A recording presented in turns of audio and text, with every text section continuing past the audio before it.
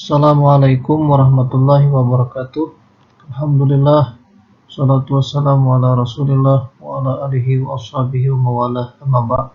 Siswa sekalian yang berbahagia, Alhamdulillah, bersyukur kita panjatkan kehadirat Allah subhanahu wa ta'ala, yang mana dalam kesempatan ini kita bertemu kembali dalam pelajaran online mata pelajaran fikih kelas 7 semester ganjil tahun 2020-2021. Baik siswa sekalian, sebelum kita melanjutkan pelajaran, bagaimana keadaan kalian? Baik semuanya, Alhamdulillah baik. Dan jangan lupa kalian selalu mengisi daftar hadir, dan juga kalian selalu menjaga kesehatan dalam keadaan yang sekarang ini. Baik, kita awali pembelajaran dengan membaca basmalah. Bismillahirrahmanirrahim. Siswa sekalian yang berbahagia, dalam pelajaran kali ini kita berbicara tentang salat. Nah, apa itu salat? Salat menurut pengertian adalah menurut bahasa berarti doa. Jadi salat itu menurut bahasa artinya doa. Namun secara istilah, salat adalah ibadah yang terdiri dari perkataan dan perbuatan tertentu yang dimulai dengan takbir dan diakhiri dengan salam. Nah, jadi salat itu adalah sesuatu perbuatan atau sesuatu ibadah yang terdiri dari perkataan, perbuatan yang diawali dengan takbir dan diakhiri dengan salam. Nah, itulah adalah pengertian salat. Nah, salat itu terbagi kepada dua. Yang pertama adalah salat fardu atau salat yang diwajibkan oleh Allah Subhanahu wa ta'ala. Contohnya adalah salat 5 waktu dan salat Jumat. Nah, yang kedua, salat sunnah. Nah, apa itu salat sunnah? Yaitu salat yang disunahkan oleh Allah, ya, yang contohnya adalah salat, ada yang namanya salat sunnah muakkad dan salat sunnah ghairu muakkad. Apa salat sunnah muakkad? Apa salat sunnah ghairu muakkad? Itu nanti kita akan bicarakan dalam pertemuan berikutnya. Siswa sekalian yang berbahagia, baik kita lanjut. Nah, kemudian yang kedua atau bagian B adalah hukum salat. Salat merupakan rukun Islam yang kedua. Nah, hukum mengerjakannya adalah fardu ain. Nah, jadi salat itu merupakan rukun Islam yang kedua. Kita ketahui rukun Islam itu ada 5. Pertama syahadat, kedua salat, ketiga puasa, keempat bayar zakat, kelima naik haji ke Baitullah. Nah, salat menempati rukun Islam yang kedua. Namun di dalam ibadah atau dalam perhitungan amal ibadah, Allah Subhanahu wa ta'ala adalah mendahulukan tentang salat. Artinya, apabila salatnya baik, ibadah-ibadah yang lain seperti ibadah puasanya, seperti ibadah zakatnya, seperti ibadah hajinya akan menjadi baik. Nah, kenapa? Karena Nabi kita Muhammad sallallahu alaihi wasallam mengatakan dalam sebuah hadis, "Awwalu yusabbahu 'alal 'abdi yaumil qiyamah as-shalah." Ibadah yang pertama dihitung oleh Allah pada hari kiamat itu adalah ibadah salat. Nah, jadi Nabi kita mengatakan ibadah yang dihitung pertama salat. Apabila salatnya kita baik, maka ibadah yang lain akan ikut baik. Tetapi apabila salat kita tidak baik, maka ibadah yang lain pun akan tidak baik pula. Nah, hukumnya adalah fardu ain. Arti fardu ain itu adalah maksudnya, ya, semua orang Islam yang sudah akil balik atau disebut dengan mukallaf, ya, bisa membedakan yang baik dan tidak baik, itu wajib dia mengerjakannya. Nah, apabila dia tidak mengerjakannya, maka dia berdosa di hadapan Allah Subhanahu wa ta'ala. Nah, ini Allah Subhanahu wa ta'ala menegaskan dalam Al-Quran, dalam surah Al-Baqarah ayat 110 yang berbunyi, A'udzubillahi minasyaitonirrajim. Bismillahirrahmanirrahim. Wa aqimus shalah wa atuz zakah. Yang artinya, dirikanlah salat dan keluarkanlah zakat. Al-Quran surah Al-Baqarah ayat 110. Siswa sekalian yang berbahagia, baik kita lanjutkan. Nah, yang ketiga atau yang bagian C-nya adalah syarat-syarat salat. Nah, jadi mengerjakan salat itu ada syarat-syaratnya. Nah, apabila syaratnya tidak terpenuhi, maka salatnya pun tidak akan diterima. Nah, apa itu syarat?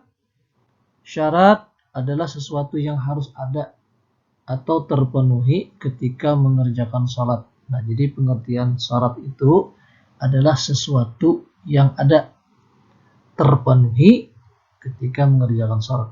Satu saja tidak ada, maka salatnya tidak sah atau tidak wajib dia melaksanakannya. Syarat salat dibagi menjadi dua, yaitu yang pertama adalah syarat wajib. Nah, apa itu syarat wajib? Yang pertama adalah orangnya beragama Islam. Jadi selain daripada agama Islam tidak mewajibkan sholat. Nah, jadi kalau dia beragama Islam, mengaku beriman kepada Allah, maka dia wajib mengerjakan sholat. Itu yang pertama adalah beragama Islam. Kemudian yang kedua, baligh atau cukup umur.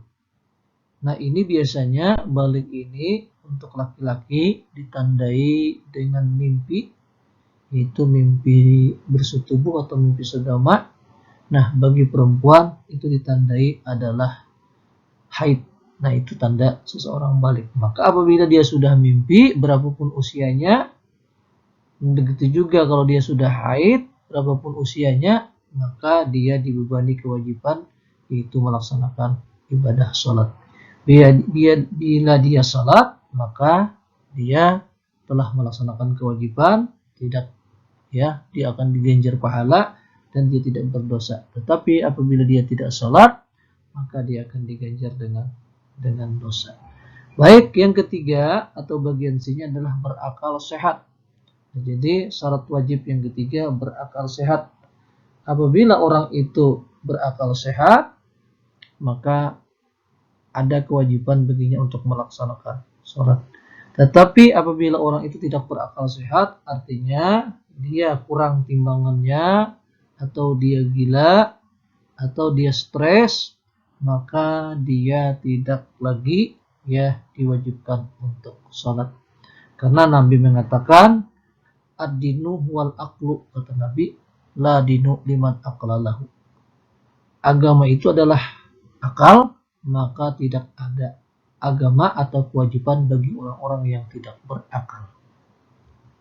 Kemudian yang D, yang keempat adalah telah sampai dakwah. Nah, maksudnya adalah dia sudah tahu tentang kewajiban salat, ya, apa yang diajarkan oleh Nabi kita Muhammad sallallahu alaihi wasallam, maka dia mempunyai kewajiban untuk melaksanakan ibadah salat. Kemudian yang terakhir adalah jaga atau tidak tidur. Nah, jadi kalau orang tidur, misalnya seminggu tidur tidak bangun-bangun atau 1 bulan, maka dia tidak ada kewajiban baginya sholat. Tetapi ini betul-betul tidur. Jangan tidur dibuat-buat, telinganya mendengar orang azan tapi pura-pura tidur. Nah, ini namanya adalah mengakal-akali diri sendiri, ya. Nah, ini yang disebut dengan ya tidur panjang. Contoh dulu ya, ada riwayat ya, cerita tentang ya 6 orang wali, yaitu Ashabul Kahfi, yaitu tertidur di dalam gua, yaitu selama 360 tahun tertidur di situ. Nah, maka ya selama dia tidur itu tidak dihitung kewajiban oleh Allah Subhanahu wa ta'ala. Nah, jadi kalau orang tertidur ya tidak mendengar sama sekali, maka tidak ada kewajiban baginya. Lalu bagaimana kalau dia bangun? Apakah dia harus membayar ya, mengganti ya itu tidak mengganti dia salat selama dia tidur yang betul-betul tidur tadi. Tetapi kalau dia tidur-tiduran ya yang dibuat-buat ya maka dia mempunyai kewajiban. Baik siswa sekalian, kita lanjut.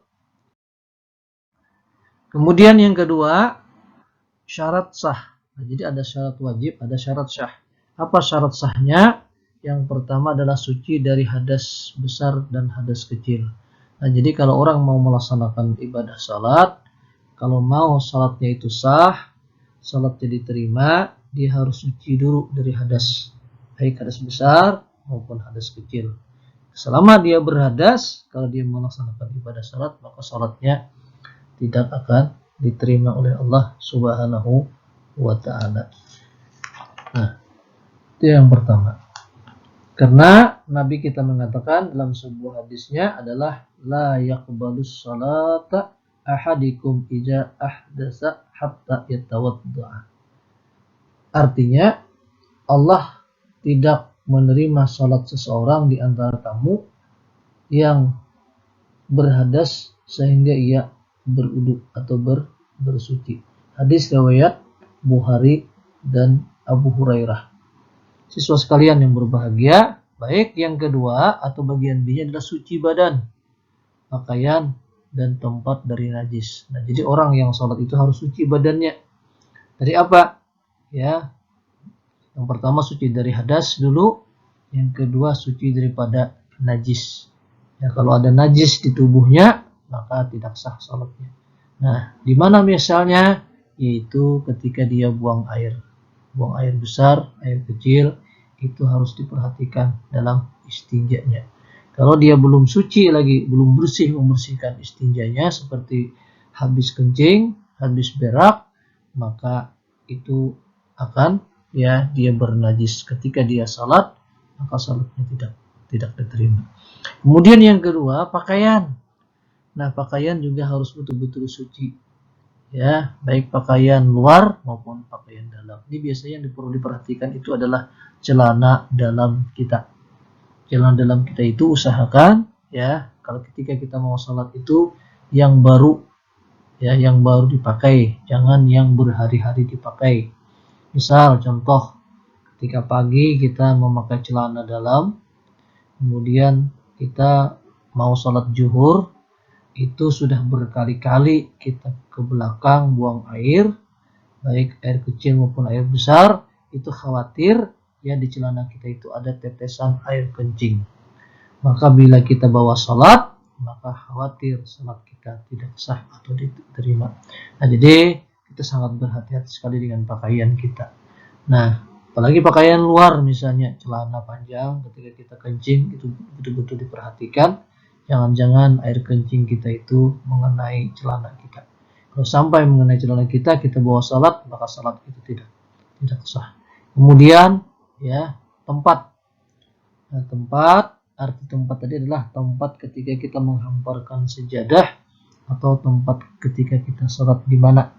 Nah, jadi semua tempat itu boleh kita salat asalkan suci daripada najis. Nah, misalnya ya di situ ya biasanya itu kalau seperti di musala, di masjid yang kita lihat itu kalau ada kotoran cecak, nah itu harus betul-betul dibuang dulu. Nah, kalau di rumah juga hati-hati diperhatikan yang punya imuan atau ya peliharaan kucing juga diperhatikan, khawatir kalau ada ya kencing kucing yang sedang kering atau yang sudah kering itu juga termasuk najis mutawasitah ya hukmiyah. Jadi betul-betul ya kita ketika sholat itu ya suci badan kita, suci pakaian kita, dan suci tempat kita daripada najis agar ibadah sholat kita sah. Kemudian yang ketiga atau yang bagian C adalah menutup aurat. Nah, aurat ini adalah pakaian ya untuk laki-laki minimal ketika sholat itu menutup antara pusat dan lutut. Itu minimal. Tetapi kalau kita seperti itu salatnya ya kurang adab kita kepada Allah. Jadi tutuplah ya aurat kita ya pakai baju panjang atau baju koko, pakai celana atau pakai sarung ya yang menutupi aurat kita. Nah, sedangkan perempuan aurat untuk sholat itu harus yang terlihat itu cuma muka dan kedua telapak tangan. Semuanya harus tertutup, ya. Biasanya itu ya perempuan-perempuan itu memakai mukana, ya, atau ruku. Nah, itu. Kemudian yang keempat, syarat sahnya adalah menghadap kiblat. Nah, jadi syarat sah yang keempat adalah menghadap kiblat. Nah, kiblat ini yang pertama adalah arah kita berdiri.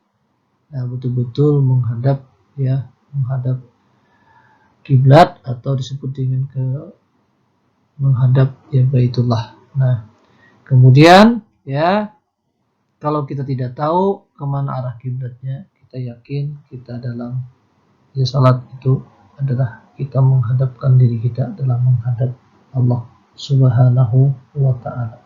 Nah, karena Nabi kita mengatakan, Allah Subhanahu wa ta'ala berfirman dalam Al-Quran, "Wawalli wajhaka syatral masjidil haram", yang artinya maka hadapkanlah mukamu, kata Allah, ke arah Masjidil Haram atau ke Baitullah.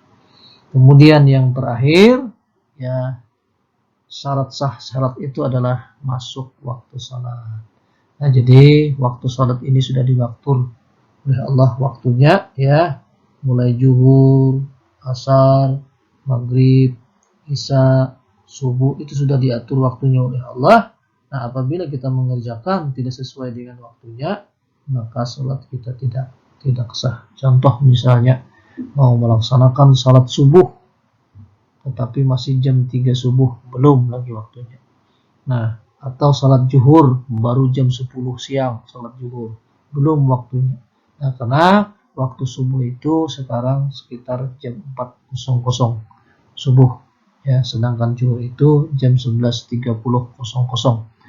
Nah, asar itu biasanya 14.30, maghrib 17.30, dan isya itu adalah jam 18.30. Nah, itu adalah waktu salat. Nah, jadi kalau kita mengerjakan tidak sesuai dengan waktunya, maka salat kita tidak sah. Siswa sekalian berbahagia, nah itulah, ya, materi pembelajaran kita hari ini tentang salat. Mudah-mudahan kita semua bisa melaksanakan perintah salat ini, karena salat adalah merupakan, ya, tiang agama kita. Maka apabila kita mengerjakan salat, kata Nabi kita Muhammad sallallahu alaihi wasallam adalah sebagai, ya, tiang kita. Baik, demikian Bapak akhiri, ya, billahi taufiq wal hidayah. Assalamualaikum warahmatullahi wabarakatuh. Mari kita tutup dengan membaca hamdalah alhamdulillahi rabbil alamin.